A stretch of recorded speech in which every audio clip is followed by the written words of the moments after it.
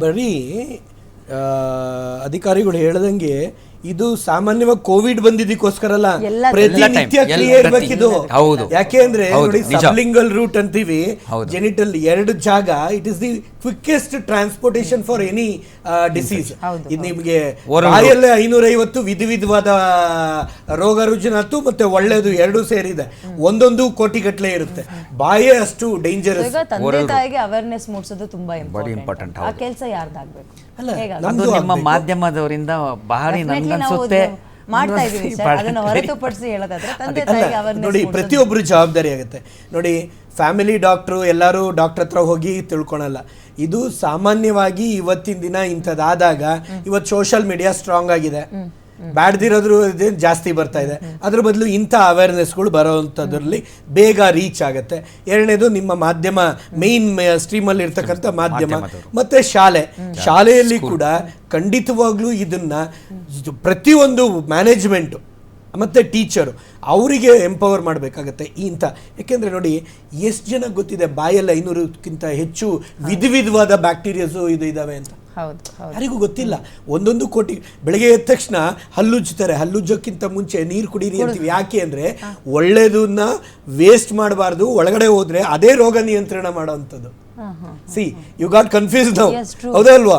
ಬೆಳಗ್ಗೆ ಎದ್ದ ತಕ್ಷಣ ಬಾಯಿ ತೊಳಿಬಾರ್ದು, ಬಾಯಿ ಅಲ್ಲಕ್ಕೆ ಪೇಸ್ಟ್ ಹಾಕಿ ಉಜ್ಜಬಾರ್ದು, ಅದಕ್ಕಿಂತ ಮುಂಚೆ ಲೂಕ್ ವಾಮ್ ವಾಟರ್ ಕುಡಿಬೇಕು ಅಂತೀವಿ. ಯಾಕೆ ಅಂದರೆ ದಟ್ ಇಮ್ಯೂನ್ಸ್ ಯುವರ್ ಬಾಡಿ. ಸೊ ಇಂಥ ಇದು ಇವ್ರು ಹೇಳಿದ್ರಲ್ಲ, ಶಾಲೆಯಿಂದ ಬಂದ ತಕ್ಷಣ ಬಟ್ಟೆಕ್ಕಿಂತ ನರ್ಸರಿ ಮಕ್ಕಳಿಗೆ ಮುಖ್ಯವಾಗಿ ಅವರ ಅಂಡರ್ ಗಾರ್ಮೆಂಟ್ಸ್ ಚೇಂಜ್ ಆಗಬೇಕು, ಒಳಗಡೆ ಪೆಟ್ಟಿಕೊಟ್ಟು ಇವು ಚೇಂಜ್ ಆಗಬೇಕು. ಯಾಕೆಂದರೆ ಅವ್ರು ಮಣ್ಣಲ್ಲಿ ಆಟ ಆಡ್ತಾರೆ, ಹೊರಗಡೆ ಎಲ್ಲ ಕೂತು ನೆಲದಲ್ಲಿ ಎಲ್ಲ ಆಟ ಆಡ್ತಾರೆ, ಅಲ್ಲಿ ಓಡಾಡಿರ್ತಾರೆ. ಈ ಥರ ಮಕ್ಕಳು ಯಾಕಂದರೆ ದೇ ಆರ್ ನಾಟ್ ವಿತ್ ಒಂದು ಸಿಸ್ಟಮೆಟಿಕ್ ಆಗಿ ಒಂದು ಕಡೆ ಕೂತು ಬರೋವಂಥವ್ರಲ್ಲ.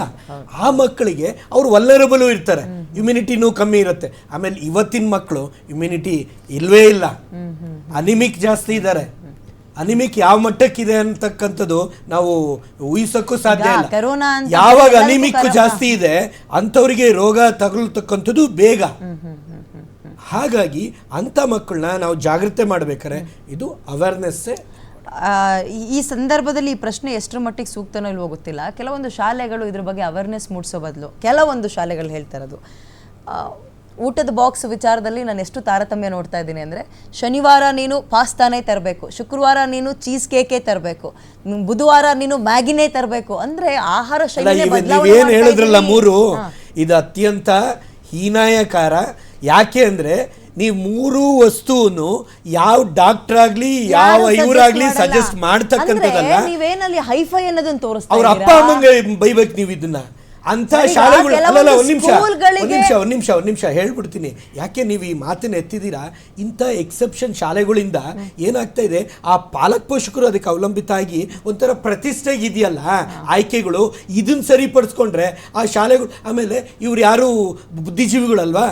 ಅದೇ ಶಾಲೆಯಲ್ಲಿ ನೀವು ಹೇಳ್ತಕ್ಕಂಥ ಶಾಲೆಗಳಾದ್ರೆ ಅಲ್ಲಿ ಒಬ್ಬ ಡಾಕ್ಟರ್ ಇರ್ತಾರೆ, ಒಬ್ರು ಇಂಜಿನಿಯರ್ ಇರ್ತಾರೆ, ಒಬ್ರು ಅವರೆಲ್ಲ ದಡ್ರ.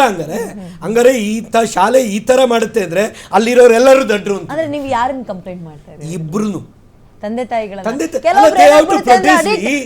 ಫೋನ್ ಮಾಡ್ತಾರಲ್ಲ, ನೋಟ್ಸಿಗೆ ಬರ್ಕೊಟ್ಟು ಕಳಿಸ್ತಾರಲ್ಲ ಸರ್, ಡೈರಿಗೆ ಬರ್ಕೊಟ್ಟು ಕಳಿಸ್ತಾರಲ್ಲ sir. Stupidity, it's a heights of ಅಥವಾ ಮಗನ ನಂಬರ್ಸ್ ಹೆಂಗಿದೆ ಅಂತ ಅದೊಂದು ಬಿಸ್ನೆಸ್ ಮಾಡಿರ್ಬೇಕೆ ಹೊರತು ಇದು ನನಗೆ ಗೊತ್ತಿರಂಗೆ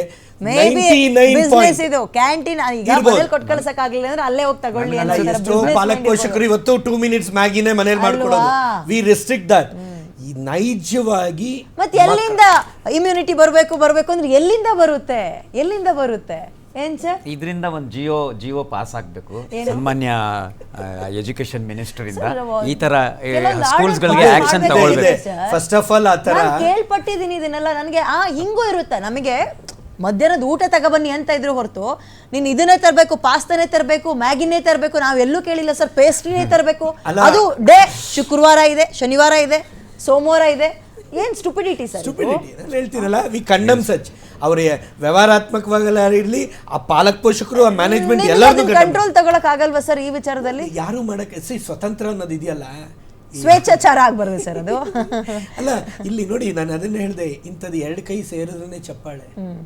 ಇಲ್ಲಿ ಎಕ್ಸೆಪ್ಟ್ ಮಾಡೋ ತನಕ ಎಲ್ಲಿ ನೋಡಿ, ಯಾವುದೇ ವಿಷಯ ತಗೊಳ್ಳಿ, ನಾನು ಉಲ್ಟಾನೆ, ನಾನು ಶಾಲೆ ವಿಷಯ ಬಂದಾಗ ನಾನು ಬಹುತೇಕ ನೋಡಿ 95% ಶಾಲೆ ಒಂಥರ ಇದ್ರೆ ಈ 2-3% ಇದೆಯಲ್ಲ, ಇದೆಲ್ಲ 2-3% ಒಳಗಡೆ ಬರೋವು. 0.5% ಎಲ್ಲ 2 ಲಕ್ಷ 3 ಲಕ್ಷ 5 ಲಕ್ಷ ತೆಗೆದುಕೊಂಡು ಪಾಪ ಬೇರೆಯವ್ರ ಅನ್ನ ಸಾರು ಉಪ್ಪಿನ, ನಾವು ಅದನ್ನು ಬೈತೀವಿ, ನೀವು ದಿನ ಅನ್ನ ಸಾರು ಕೊಟ್ರೆ ಆ ಮಗು ತಿನ್ನಕ್ಕೆ ಎಲ್ಲಿ ಬರುತ್ತೆ ಅಂತ. ಆಮೇಲೆ ನಾವು ಕೂಡ ನ್ಯೂಟ್ರಿಯೆಂಟ್ಸ್ ಅಂದರೆ ಏನು ನೋಡಿ, ಒಂದು ದಿನಕ್ಕೆ 150 ಚಿಲ್ಲರೆ ನ್ಯೂಟ್ರಿಯೆಂಟ್ಸ್ ಬೇಕು. ನಿಮ್ಮ ಅಡುಗೆ ಮನೆಯಲ್ಲೇ ಇದೆ, ಮಾಡೋವಂಥ ಬದಲಾವಣೆ ಆಗಬೇಕು. ತಾಯಿ ಮಾಡ್ತಾಳಲ್ಲ ಮನೆಯಲ್ಲಿ ಮಾಡ್ತಕ್ಕಂಥ ಒಂದೊಂದು ದಿನ ಅದನ್ನು ಹಾಕ್ತಕ್ಕಂಥ ಪದಾರ್ಥಗಳು ಬದಲಾವಣೆ ಮಾಡಿದ್ರೆ ಒಂದೊಂದು ಅದೇ ಅಕ್ಕಿ, ಅದೇ ಬೇಳೆ, ಅದೇ ಇದು, ಆದರೆ ಬೇರೆ ಬೇರೆ ಬರುತ್ತೆ. ಬೇರೆ ಬೇರೆ ಮಾಡಿಕೊಟ್ಟ ಮಕ್ಕಳು ಕೂಡ ತಿಂತಾರೆ. ನಾವೇನು ಮಾಡ್ತೀವಿ, ಸಮಯದ ಅಭಾವ, ಅಂಡ್ ಮಗುಗೆ ಇಷ್ಟ ಆಗಲ್ಲ. ದಿನ ಬೆಳಿಗ್ಗೆ ಅನ್ನ ಸಾಂಬಾರ್ ಹಾಕ್ಬಿಟ್ಟು ಮೇಲ್ಗಡೆ ಒಂದು ಉಪ್ಪಿನಕಾಯಿ ಹಾಕೋದು, ಇಲ್ಲ ಮೊಸರನ್ನ ಕಲಸಿ ಉಪ್ಪಿನಕಾಯಿ ಹಾಕಿ ಆಸ್ಪತ್ರೆಗೆ ಸುರಿಬೇಕಲ್ಲ ಸರ್, ಆಮೇಲೆ ಸುರಿಬೇಕಲ್ಲ, ಅದನ್ನ ಏನ್ ಹೇಳ್ತೀರಿ? ನಾನು ಹೇಳಿದ್ನಲ್ಲ, ಅನಿಮಿಕ್ಕು, ವಿಟಮಿನ್ B12, D3 ಕರೆಕ್ಟ್. ಇದೇ ಇವತ್ತು ಸಮಾಜದಲ್ಲಿ ಮಕ್ಕಳಲ್ಲ ದೊಡ್ಡವರಲ್ಲಿ ಕೂಡ ಅತ್ಯಂತ ಜಾಸ್ತಿ ಇರುತ್ತೆ. We are all been suffering from this. ಇದರಿಂದ ಏನಾಗುತ್ತೆ, ಡೈರೆಕ್ಟಾಗಿ ಕ್ಯಾಲ್ಸಿಯಮ್ಮು, ಇಮ್ಯುನಿಟಿ ಇದೆ. ಆಮೇಲೆ ಇದರಿಂದ ಇವರು ಹೇಳೋ ನೋಡಿದ್ರೆ ಪಬ್ಲಿಕ್ ಏನ್ ಮಾಡುತ್ತೆ, ವೈಟಮಿನ್ಸ್ ತಗೊಳ್ಳೋದು ಮೆಡಿಕಲ್ ಶಾಪ್ನಲ್ಲಿ ಹೋಗಿ ಜಿಂಕ್ ಸಪ್ಲಿಮೆಂಟ್, ಆ ಸಪ್ಲಿಮೆಂಟಿಗೆ ಅರ್ಥ ಇಲ್ಲ. ಅದಕ್ಕೆ ಇವ್ರುಗಳು ಏನು ಮಾಡಬೇಕು, ಡ್ರೈ ಫ್ರೂಟ್ಸ್ ಕೊಡಬೇಕು ಡೈಲಿ. ಇವತ್ತು ಒಂದಿನ ಕ್ಯಾಶ್ಯೂ ನಟ್ಟು, ಒಂದಿನ ಅಂಜೀರು, ಒಂದಿನ ಬಾದಾಮು, ಒಂದಿನ ಪಿಸ್ತಾ. ಮಕ್ಕಳು ನಮ್ಮ ಭಾರತದಲ್ಲಿ 90% ಎಕಾನಮಿ ಪೇರೆಂಟಿಂಗ್ ಇರೋದು 90%. ಆದರೆ ಮನೆಯಲ್ಲಿ ಇರ್ತಕ್ಕಂಥ ಅಡುಗೆ ಮನೆಯಲ್ಲಿ ಬೇಕಾದಷ್ಟು ಪದಾರ್ಥದಲ್ಲಿ ಎಲ್ಲ ನ್ಯೂಟ್ರಿಯೆಂಟ್ಸ್ ಇದೆ. ಆಮೇಲೆ ಬಿಸಿಲಿಗೆ ಹೋಗಲ್ಲ. ಇವತ್ತು ಮಕ್ಕಳಿಗೆ ಅಪ್ಪ ಅಮ್ಮಂಗೆ ಚಳಿ ಆದ್ರೆ ಮಕ್ಕಳಿಗೆ ಬೆಡ್ಶೀಟ್ ಹೊಚ್ಚಿ ಮಲಗಿಸೋ ಅಂತ ಪರಿಸ್ಥಿತಿ ಇದೆ. ಮಣ್ಣೀಗ ಸದ್ಯ ನೀವು ಹೊರಗಡೆ ಬಿಡಲ್ಲ, ಹೊರಗಡೆ ಹೋಗೋಕ್ಕೂ ಅವಕಾಶ ಕಮ್ಮಿ ಇದೆ. ಇದೆಲ್ಲವೂ ಕೂಡ ಕಾರಣ ಆಗುತ್ತೆ. ಫಿಸಿಕಲ್ 99%, ಇದನ್ನ ನೀವು ತಗೊಳ್ಳಿ, ಇದನ್ನೇನು ಬೇಕಾದ್ರೆ ನೀವು ಟಾಪಿಕ್ ಮಾಡ್ಬೋದು. 99%, ನಾನು ಜಾಸ್ತಿ ಹೇಳಕ್ ಹೋಗಲ್ಲ, ಮೋರ್ ದೆನ್ 99% ಇವತ್ತು ಮಕ್ಕಳಲ್ಲಿ ದೇಹ ದಂಡನೆ ಇಲ್ಲ, ಝೀರೋ. ಒಬೆಸಿಟಿ ನಾವೇ ಜಾಸ್ತಿ ಮುಂದೆ ಇರೋದು, ನಮ್ಮ ದೇಶನೇ. ಒಬೆಸಿಟಿಗಿಂತ ಬೇರೆ ಸಮಸ್ಯೆಗಳಿದಾವೆ ಅಲ್ಲ ಹೇಳಿದ. ಈಗ ಒಬೆಸಿಟಿನ ಎಲ್ಲದಕ್ಕೂ ಕಾರಣ ಅಲ್ವಾ ಸರ್? ಒಬೆಸಿಟಿ ಬಂತ, BP ಬಂತು, ಹಂಗಾದ್ರೂ ದಪ್ಪ ಗುಂಡಿಗಿದ್ರೆ ಅದು ಸಂತೋಷ ಪಡ್ಬೋದು, ಅದು ಇಲ್ವಲ್ಲ. ಯಾಕೆಂದ್ರೆ ತಿಂದಿದ್ದು ಡೈರೆಕ್ಟ್ ಆಗಿ ಟಾಯ್ಲೆಟಿಗೆ ಹೋಗುತ್ತೆ, ದೇಹಕ್ಕೆ ಅಂಗಾಂಗಗಳಿಗೆ ಹೋಗ್ತಾ ಇಲ್ಲ. ಯಾಕೆ ಅಂದ್ರೆ ನೀವು ಅದನ್ನ ಪ್ರಾಪರ್ ಆಗಿ ಬರ್ನ್ ಮಾಡ್ತಾ ಇಲ್ಲ. Correct. Okay, Ansar Ahmad sir, ಮತ್ತೊಂದು ಪ್ರಶ್ನೆ ಏನು ಅಂದ್ರೆ, ನೀವು ಹೇಳ್ತಾ ಇದ್ರಿ 2 ಮೀಟಿಂಗ್ ಮಾಡ್ಬಿಟ್ವಿ ನಾವು ಆರೋಗ್ಯ ಇಲಾಖೆ ಕಡೆಯಿಂದ ಅಂತ. ಸಹಜವಾಗಿ ಕಾಡೋ ಪ್ರಶ್ನೆ, ಹಾಗಾದ್ರೆ ನಂಬರ್ಸ್ ಜಾಸ್ತಿ ಆಗ್ತಾ ಇದೆಯಾ, ಸುಮ್ಮನೆ ಮೀಟಿಂಗ್ ಮಾಡಲ್ಲ ಹಂಗೆ ಅನ್ನೋ ಪ್ರಶ್ನೆ ಇರುತ್ತೆ. ಅದು ಸ್ವಲ್ಪ ಜಾಸ್ತಿ ಆಗ್ತಿದೆ, ಯಾಕಂದ್ರೆ ತಮಿಳ್ನಾಡು, ಗುಜರಾತ್, ನಮ್ಮ ಸಿದ್ದರಾಮಯ್ಯ ಅವರು ಇವತ್ತೆಲ್ಲ ಮಾಸ್ಕ್ ಹಾಕೊಂಡು ಓಡಾಡ್ತಾ ಇದ್ದಾರೆ. ಇದನ್ನೆಲ್ಲ ಅಬ್ಸರ್ವ್ ಮಾಡ್ತಾ ಇರ್ತಾರೆ ಸರ್. ಜನ ಭಾರಿ ದಡ್ಡರಾಗಿಲ್ಲ, ಈಗ ಎಲ್ಲ ಯೋಚನೆ ಮಾಡ್ತಾರೆ. ಸನ್ಮಾನ್ಯ ಮುಖ್ಯಮಂತ್ರಿ ಅವರು ಆ್ಯಕ್ಚುಲಿ ಹಾಕಬಾರ್ದು, ಆದರೆ ಡೆಫಿನೆಟ್ಲಿ ಆತಂಕ ಆಗುತ್ತೆ. ಅವ್ರಿಗೊಂದು ಅಡ್ವೈಸು, ಏನು ಹೆದರೋದೇನು ಬೇಕಾಗಿಲ್ಲ. ನನಗನ್ಸುತ್ತೆ ಇದು ಕಂಟ್ರೋಲ್ನಲ್ಲಿ ಬಂದುಬಿಡುತ್ತೆ. ಬಟ್ ಸ್ವಲ್ಪ ವೇರಿಯಂಟ್ ಚೇಂಜ್ ಆಗಿರೋದ್ರಿಂದ ನಾವು ಈಗ ನೋಡಬೇಕು ಏನಾಗುತ್ತೆ, ಸ್ವಲ್ಪ ದಿನಗಳಲ್ಲಿ ಗೊತ್ತಾಗುತ್ತೆ. ಬಟ್ ಜಾಗೃತಿನ ಮಾತ್ರ 100% ಫಾಲೋ ಮಾಡಲೇಬೇಕು, ಪ್ರಿಕಾಷನ್ಸ್ ತಗೊಳ್ಳೇಬೇಕು. ಅದಕ್ಕೆ ಏನೋ ಕಡಿಮೆ ಮಾಡಬಾರ್ದು. ಓಕೆ, ಡೆಫಿನೆಟ್ಲಿ ಲಾಕ್ಡೌನ್ ಎಲ್ಲ ಬಹಳ ಸ್ಟುಪಿಡಿಟಿ ಮಾತು ಸದ್ಯಕ್ಕೆ. ಬಟ್ ಅದರ ಹೊರತಾಗಿ ಕ್ರೌಡ್ ಸೇರೋದ್ರ ಬಗ್ಗೆ ಏನಾದರೂ ಗೈಡ್ಲೈನ್ಸ್ ಹೊರಡಿಸಬಹುದು ಅಂತ ಅನ್ಸುತ್ತಾ ನಿಮಗೆ?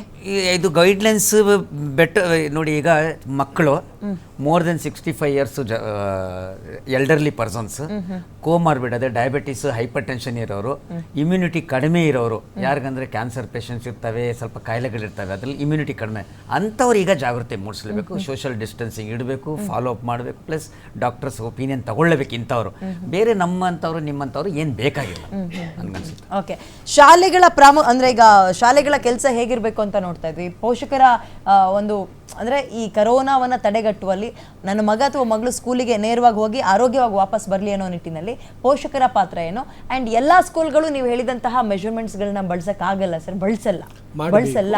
ಅಲ್ಲ, ಕನಿಷ್ಠ ನೋಡಿ, ಇಲ್ಲಿ ಇದಕ್ಕೆ ಬೇಕಾಗಿರೋದು ಇಚ್ಛಾಶಕ್ತಿ. ಇಲ್ಲಿ ಏನು ಮಾಡಬೇಕು, ನೀವು ದಿನನಿತ್ಯ ಕಸ ಗುಡಿಸ್ತೀರಾ, ಒಂದಷ್ಟು ಮೊದಲೆಲ್ಲ ನಾವು ಸ್ಯಾನಿಟೈಸರ್ ಯೂಸ್ ಮಾಡ್ತಾ ಇದ್ವಿ, ಸ್ಪ್ರೇ ಎಲ್ಲ ಇಟ್ಕೊಂಡು. ಬಟ್ ಎಲ್ಲ ಸ್ಕೂಲು ಮಾಡೋಕ್ಕಾಗಲ್ಲ, 1000 ರೂಪಾಯಿ ಖರ್ಚಾಗುತ್ತೆ. ಆದರೂ ಕೂಡ ಫ್ಲೋರ್ ಕ್ಲೀನಿಂಗು, ವೈಪಿಂಗು ಇದು ಆಗಬೇಕಾಗತ್ತೆ. ಮತ್ತು ಮಕ್ಕಳು ಟಾಯ್ಲೆಟಿಗೆ ಮತ್ತು ಹ್ಯಾಂಡ್ ವಾಶಿಗೆ ಹೋಗ್ಬೇಕಾದ್ರೆ ಅಲ್ಲಿ ಜಾಗ್ರತೆ ವಹಿಸ್ಬೇಕಾಗತ್ತೆ.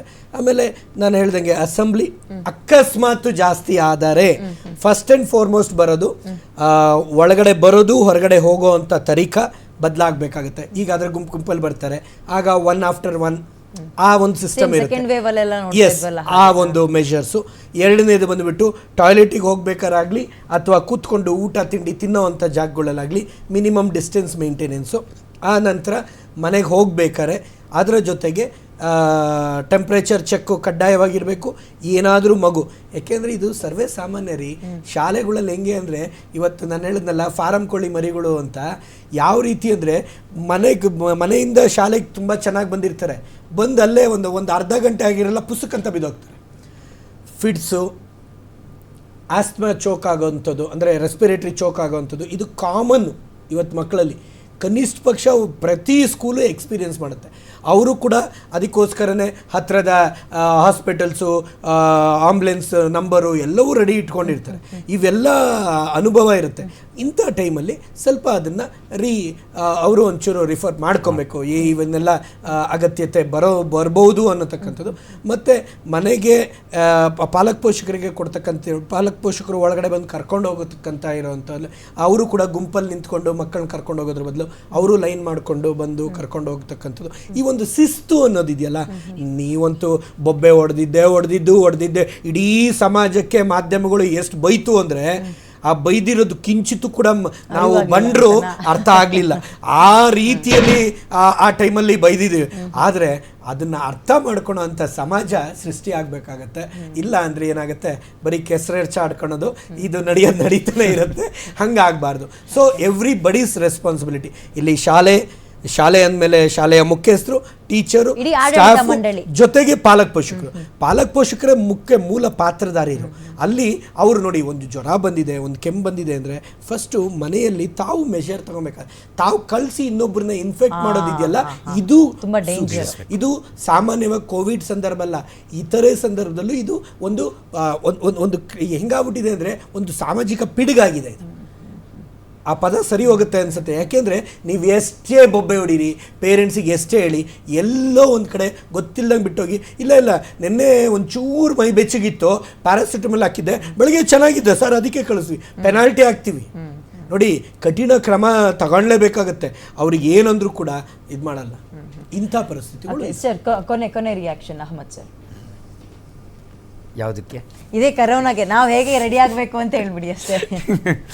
ಏನೇನು ನನಗನ್ಸುತ್ತೆ, ಆತಂಕ ಪಡಬೇಡಿ. ಮೋಸ್ಟ್ ಪ್ರಾಬಬ್ಲಿ ಸ್ವಲ್ಪ ಏನು ಲಾಸ್ಟ್ ಟೈಮ್ ಕೋವಿಡ್ಗೆ ಫಾಲೋ ಮಾಡ್ತಿದ್ರಿ, ಆ ಜಾಗೃತಿಯನ್ನು ಪಾಲನೆ ಮಾಡಿ. ಆಮೇಲೆ ಪಬ್ಲಿಕ್ ಬಹಳ ಇಂಪಾರ್ಟೆಂಟ್ ಇದರಲ್ಲಿ, ಗೌರ್ಮೆಂಟ್ಗಿಂತ. ಗೌರ್ಮೆಂಟ್ ಗೈಡ್ಲೈನ್ಸ್ ಕೊಡುತ್ತೆ. ಗೌರ್ಮೆಂಟ್ ಹಾಸ್ಪಿಟಲಲ್ಲಿ ಎಲ್ಲ ಡ್ರಗ್ಸು ಇರುತ್ತೆ, ಎಲ್ಲ ಡಾಕ್ಟರ್ಸು ಅವೈಲೇಬಲ್ ಇದ್ದಾರೆ. ಬಟ್ ಪಬ್ಲಿಕ್ ಅವೇರ್ನೆಸ್ಸು, ಪಬ್ಲಿಕ್ ಯಾವ ಥರ ಬಿಹೇವ್ ಮಾಡುತ್ತೆ, ದಟ್ ಈಸ್ ಇಂಪಾರ್ಟೆಂಟು.